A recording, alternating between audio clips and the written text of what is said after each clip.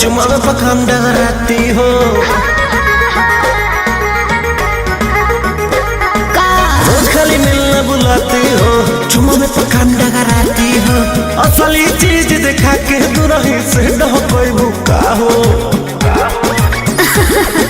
ना हो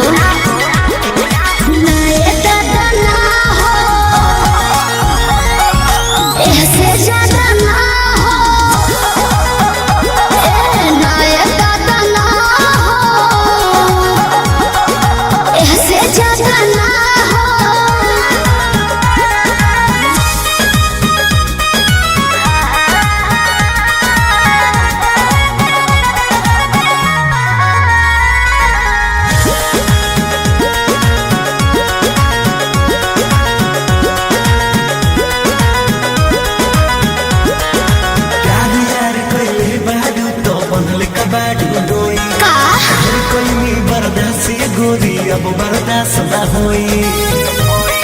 तनी ढेर लेखा बोलत का हो यार यार कइले बारू ता बनले कबाड़ू डोई, ढेर कइनी बर्दाश्त गोरी अब बर्दाश्त ना होई। डोरल भरबा बहुते लागल प्रीत कदी जना बोई, शादी से पहले बापू कमाऊ ना होई। कवना बात के चिंता पड़वे खुल के खूबे खाओ जय हो।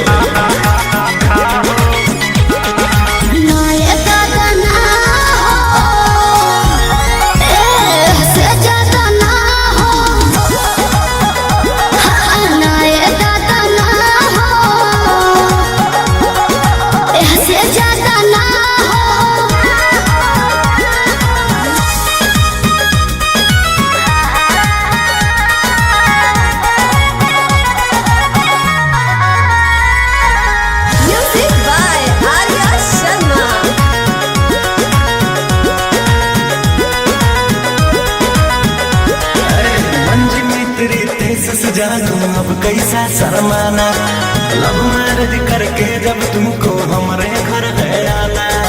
अपन को तेरे घर नहीं आना है, समझा?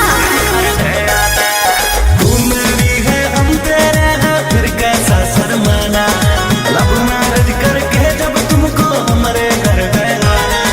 चिकन चिकन बात में राजा हम ना तहरा करेबो, जब से नूर डलबो तो हम तोहरा के न मना करे। हार्ट बीट बढ़ल बा दिल के बहिया में आ जा।